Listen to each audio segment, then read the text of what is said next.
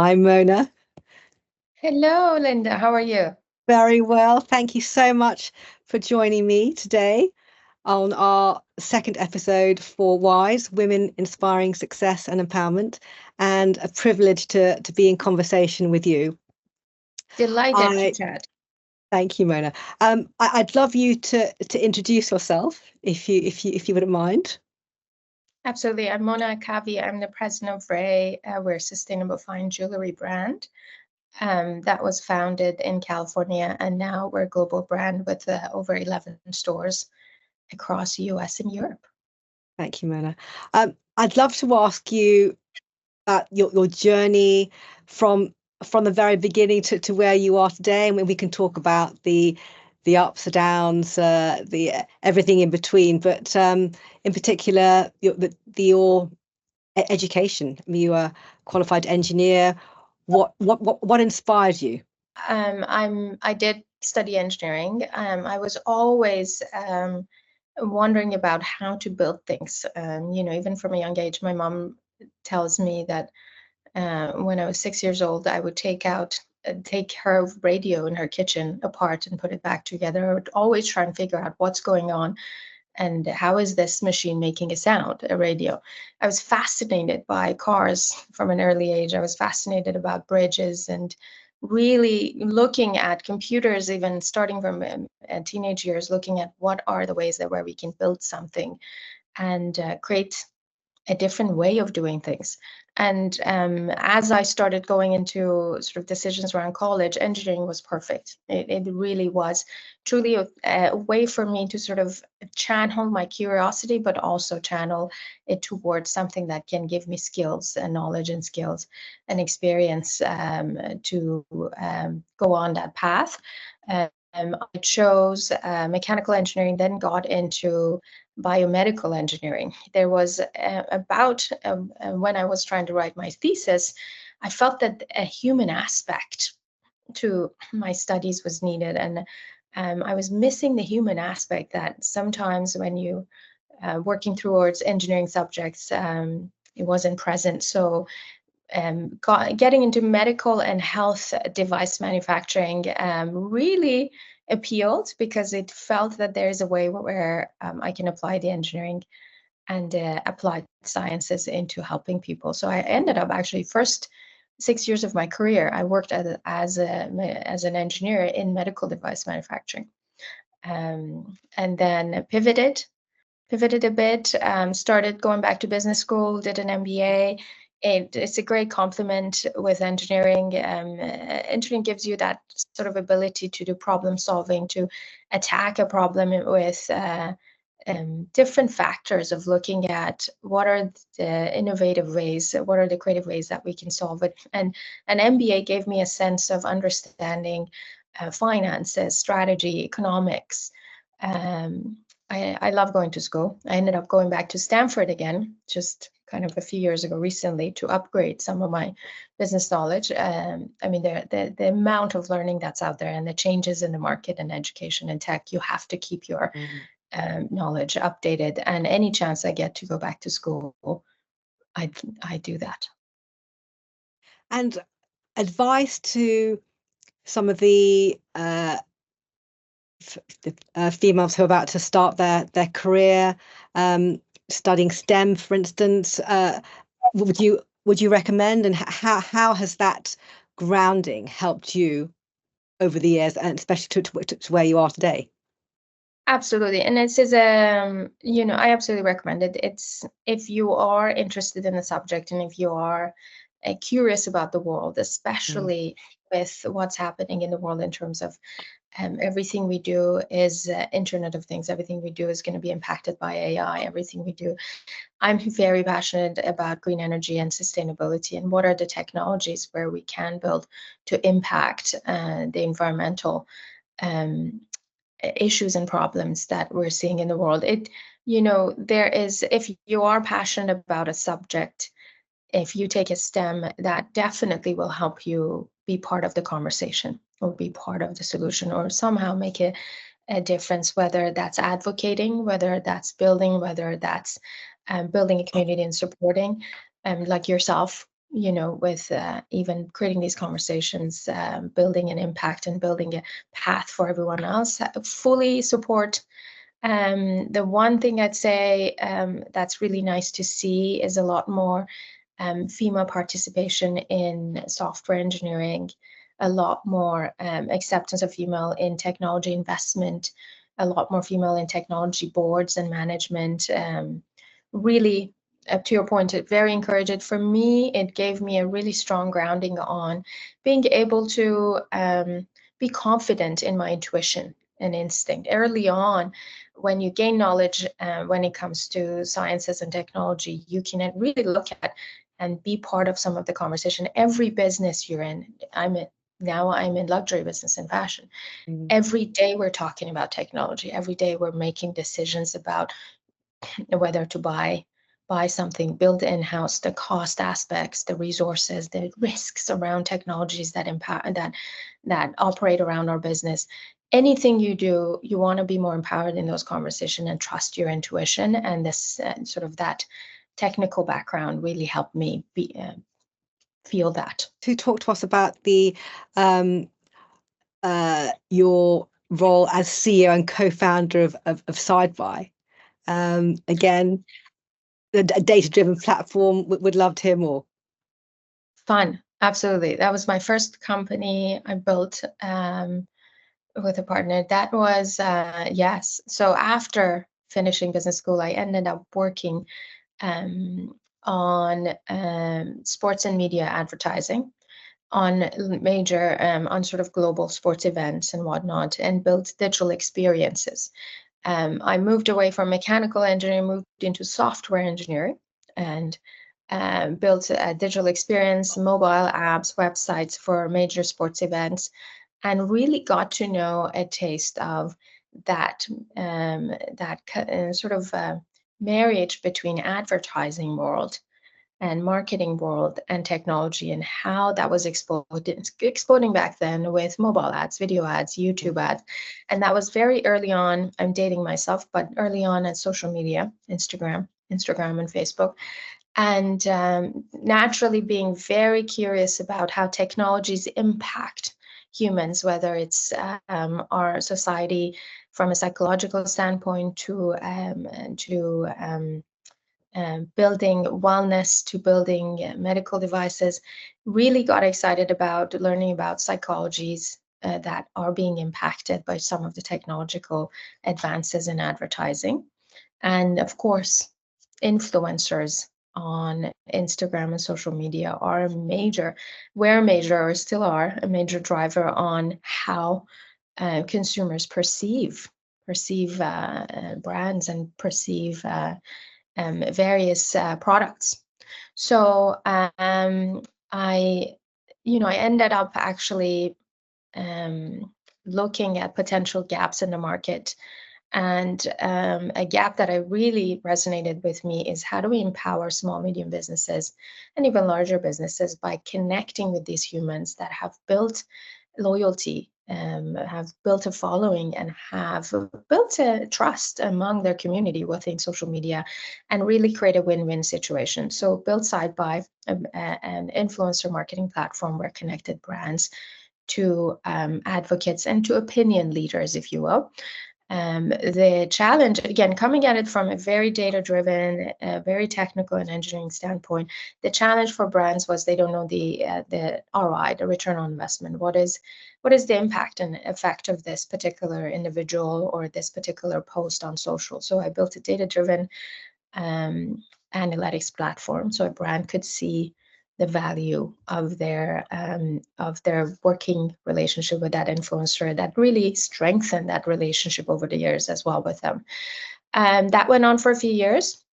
My hometown is Canada, so at this time I had moved back to Canada, and I built the largest platform in Canada. We had some wonderful clients working with us, from luxury fashion businesses all the way to department stores. I exited that business and ended up meeting incredible people who built this similar platform in the US.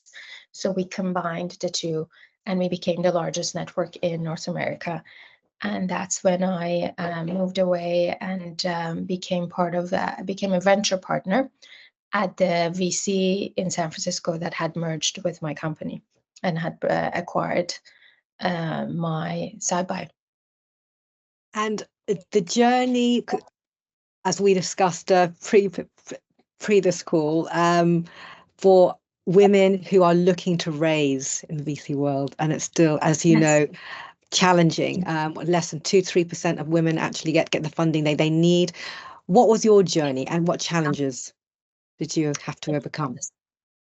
That was a learning process. The biggest learning process, one that I cherish, and I encourage every woman to call someone who's done this before and get as many stories, as many point of views as possible as they go into this journey. It's a good mentor of mine told me once, raising money is a full-time job itself. It is so all-consuming and requires so much focus.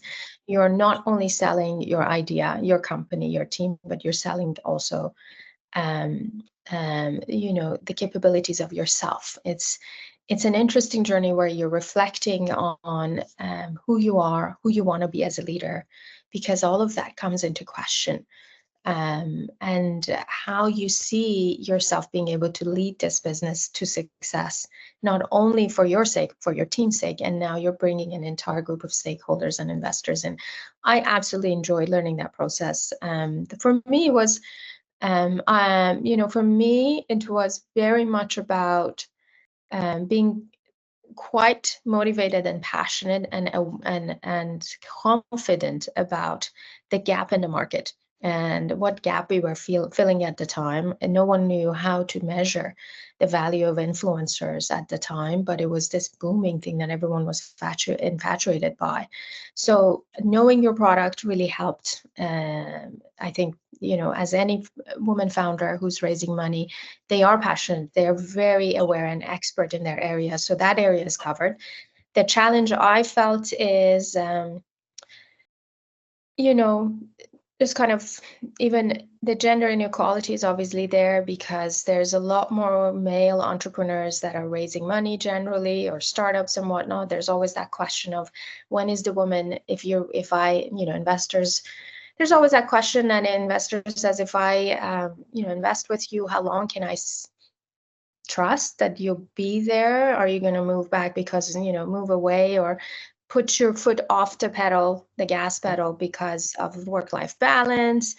Really depending, they look at your age and your marital status, and you have kids or not. So these are unspoken of, though, as you know, of course. But I know, of course I know. We all know. And nothing is negative. It is very much about us turning that into a lot of positive, and how a mother, just, like yourself, is multitasking and is much better than in prioritizing, balancing, and whatnot. So it's really being aware of some of the unspoken things around you that you have to manage around, and be quite confident and assertive and passionate about what you're doing. And then second thing I would say, once you have that awareness, once you're aware of, your confidence, your vision, this is going to work, and you're very assertive and sure about it. The second thing I would say is, don't waste your time. I don't, what I did, I had a great mentor who really truly changed my funding journey, and I met him very early on. He's an angel investor, and he's still a great mentor to me. And I was guided through the process. And the second thing was, we looked at who we go after. You don't want to waste your time with investors or pitching to VCs or funds that are just not, you kind of can tell that they're not going to be a fit for you, or the expectations is not going to be a fit. You might align right now because your idea is hot, it's great, this is what everyone wants to get their hands on, so they're going to invest. But take a look at it as a long-term relationship. What is that 3-year to 5-year goal they have? What is your 3-year to 5-year goal has? And it's hard to pull yourself out when you're you need the money to grow the business. Sometimes entrepreneurs get desperate and want that ways. You know, but I really think you should take that step back. And even if it means one goes after debt funding, or goes after, you know, all sorts of different types of funding, um, really look at that 3 to 5 years, and don't talk to people that don't have the same vision and alignment, because that'll set you in the wrong path. Because once they give the money, of course, a lot of times with startups, you're still the final, you know, with majority shares, you're still the final decision maker. But even these disruptions and noise from different investors can cause you to have to sway, and that can make you sway away from the original path. Um, for me, finding out, you know, a target group of angel investors and family funds that were interested in investing in a person, you know, in the individuals and the team Mm. more than the outcome, was the right path at the time, because this was a startup that I had built from scratch, and we were tiny, Yes. and we were, you know, we were kind of navigating a completely new space. Nobody else had built an influencer marketing platform back then. So it Mm. was really finding people that are believing in me and my team, to build something innovative, and that was the path I took with fundraising. Thanks, Mona. Just following on your point, because it's very valid in terms of mentorship and programs. Clearly, that individual was influential at the very start of your, as you say, and in terms of that journey. What advice would you give to those out there who are at that stage and thinking, how do they, or yeah, how do they go about finding the right mentor? Absolutely, absolutely. It's, you know, to being part of communities like this, Mm. Wise Woman, for sure.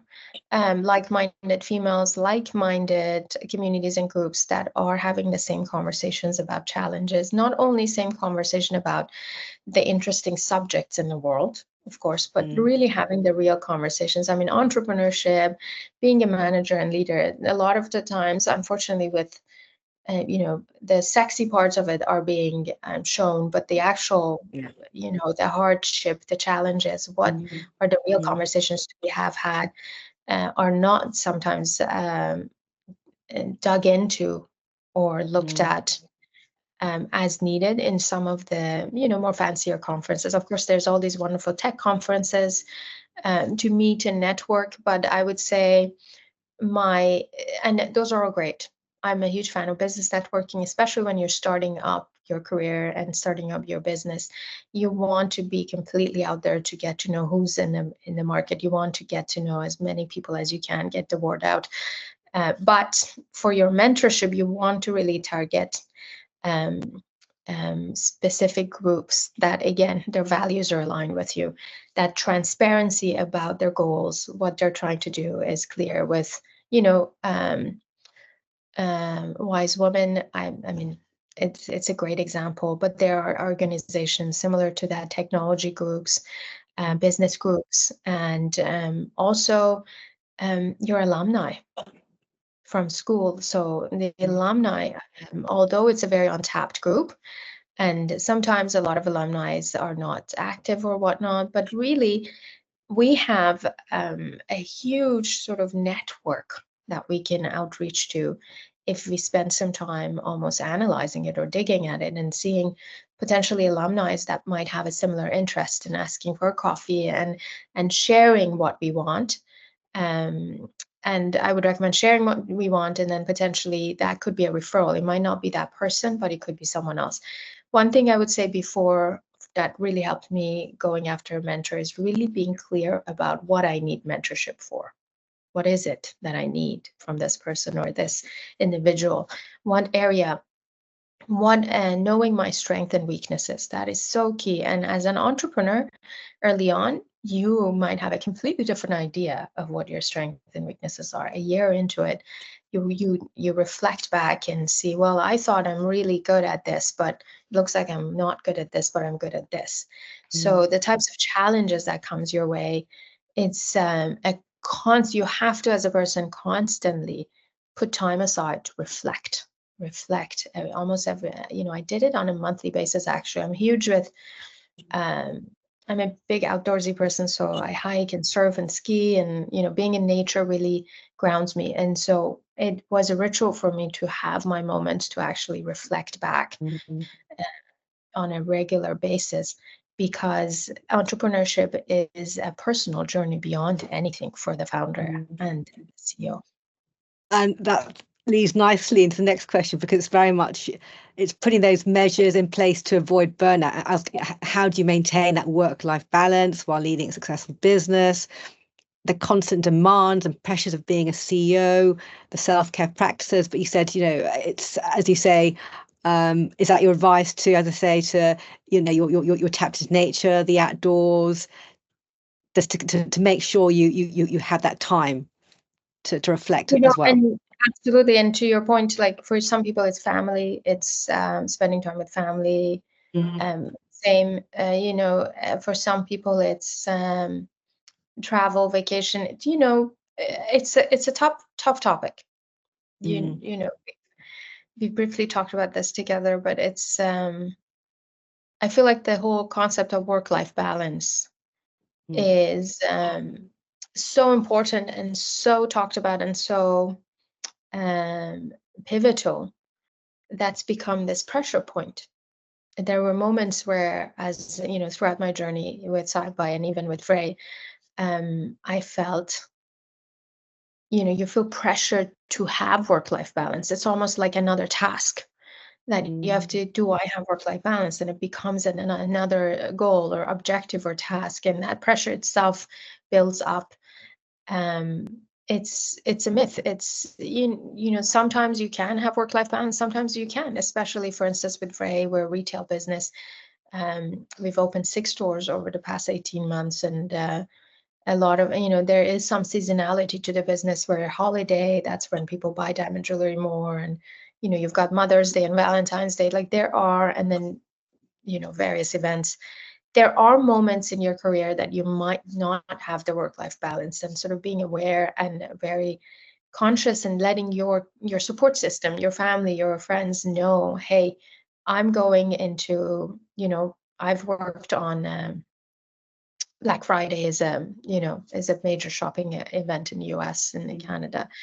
And just throughout my career, since, for 15 years, I've managed brands and businesses and experiences around Black Friday. And, just letting my family know November is, every year, everybody knows November is a very hard month for me. And it's just everyone kind of knows it, supports it, the system around. It's really being aware of when that work-life balance is harmonious, and when that work-life balance is just not achievable, and being open to it. To your point, some of the ways I find it is, yes, for me, exercising, being healthy, spending time with family is a key point. Being in the nature and hiking and skiing. I love the mountains and I love the ocean. I recently started wake surfing the past couple of years, and I'm obsessed, completely obsessed, finding every moment that I can. And, reading, really putting time aside to read, just quiet your mind and really focus on one subject, has also helped with some of that stress relief. And as a leader, how do you encourage that into your team? Yes. And culture, and building that culture. Yes, we have, especially during the summer. For us, summer is Q3. I constantly remind the team, hey, you guys, you should take a vacation now. You should take a vacation now. Remember, November is going to be busy, because it's the same for the whole team. Take a vacation now, and really sort of encouraging people to take time off. In our technical team, we have something called Friday hacks.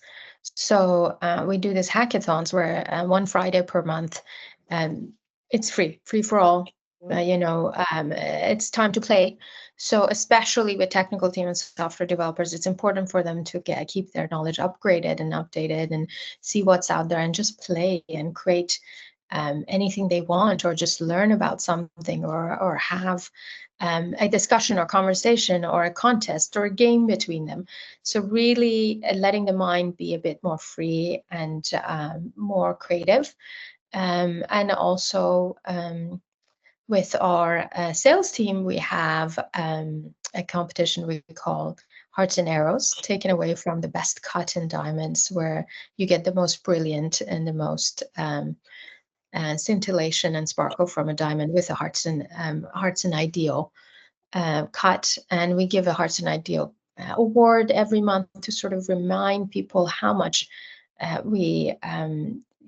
how much they've made an impact, and really encourage them to take a few days off that month to sort of reflect on that, on that milestone they hit. And because at the end of the day, it's about ourselves, giving ourselves a bit of time and a pat on the back. Does that make sense? And not everybody, you generally, especially as a manager or leader, you generally don't get that pat on the back often. But trying to make sure we give that pat on the back to my team is quite important to me. So constantly reminding them that they should take time for themselves, and they should be super proud of what they're achieving. Because truly every day with Ray, we're achieving milestones that haven't been possible even with luxury brands that are larger than us, with larger budgets. So one thing we used to do, actually, which we don't do anymore during pandemic, was do group spin classes. So everyone who had a Peloton would get on Zoom on the team. I used to love doing that, yes. But it's just interesting ways to create a bit more connection among the team, but reminding them how important it is to activate other areas of their life throughout a busy time. Can you share some of the biggest challenges as a woman you faced in a leadership role, and how you've overcome them? I've overcome some and some not. The boardroom, for sure. I've been I can't remember. Even to this day, it's unfortunate. Every boardroom I've been in, and I've been in many, from businesses or large organizations in Canada to large organizations in Silicon Valley, to currently our business. It's generally, I'm the only woman in the room, whether it's a group of engineers that I'm managing that are younger than me, and it's or whether it's a boardroom with advertising execs where we're looking at annual budgets, whether it's a venture capital firm's boardroom where we're talking about investment and funding, and whether it's the businesses I've led that I'm the CEO or the founder or the president now. The boardrooms are my biggest challenge, because the representation is completely, I'm the only female on the table, and a lot of the unspoken of stigmas around a female leader are present. And I've had a hard time getting my voice heard over the years.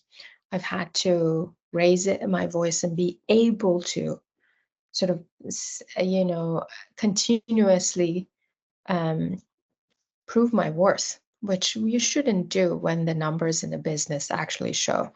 The type of success I've shown in some of the business. Imagine successes I've shown in some of the businesses. The numbers speak for themselves. A lot of times, one doesn't have to really say much when the success is already there and the number speaks for themselves. But being in that boardroom as the only female, I've had to reiterate it.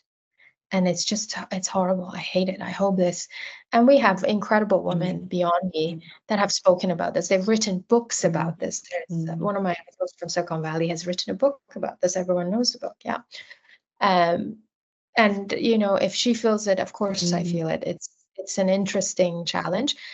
To overcome it, to your point, I've tried to be strategic about where I reiterate what I've done and my worth versus where I hold back and use a bit more of my soft feminine side in terms of being more empathetic, being more caring in order to showcase that there is another way of doing this. There, setting an example that we don't have to be this method of conversation, this method of communication, and really sort of there is a different way that boardrooms can actually be managed and maintained. And my goal as a female is to really create that environment, or at least try to, in my own sort of space, to create an environment and say that the way the boardrooms and the conversations have been going and held is not the only way. There's so many different ways that we can go about this that has more empathy for people, for planet. Profits are obviously number one, but yes, the boardroom can also bring in the conversations around wellness, mental wellness, happiness of people. It's boardrooms are generally very solely focused on profits. That one particular conversation. Boardrooms recently, some boardrooms are focused on planet because they have to do corporate social responsibility and actually give back. But that's again forced because it supports the profits. But can we have a holistic conversation that includes profit and planet in boardrooms? And I feel like as women leaders, we are in the right position to actually induce that conversation in boardrooms and set a new way of conversation. And I'm really keen. And maybe one day there is a boardroom that it's mainly women and less men. And again, I'm not again, I'm not trying to position this conversation around this subject. It's my personal journey, just because of the nature of the segments I've been in: engineering, technology, investment. That's just my personal experience that I've kind of been in more male-dominated environments. And to sum up, if you could give the audience one piece of advice, what would that be? Quick three things. Trust your intuition and gut. Trust that it's always right. With the experience, life journey, with the education and skill sets you've captured, all of that, if you are well aware of your strength, all of that will speak to you in your intuition. Prioritize. As a leader, you have to prioritize rigorously, constantly. Things change in the market, team change, and in your business, things change. The dependencies, prioritized rigorously. What worked last year or last quarter might not work. Shifting and pivoting is not a sign of weakness, it's a sign of strength. And the last thing, practice empathy, because that empathy, even if sometimes it feels, it feels like you've stepped back from the fight or you're not getting your point across, empathy will always inspire a lot more motivation, a lot more passion, a lot more good. As a leader, we do need to have leaders that have more empathy. Mona, thank you so much. Thank you, Linda. I've so enjoyed having this authentic conversation with you. I appreciate it. And same. Thank you for the wonderful questions.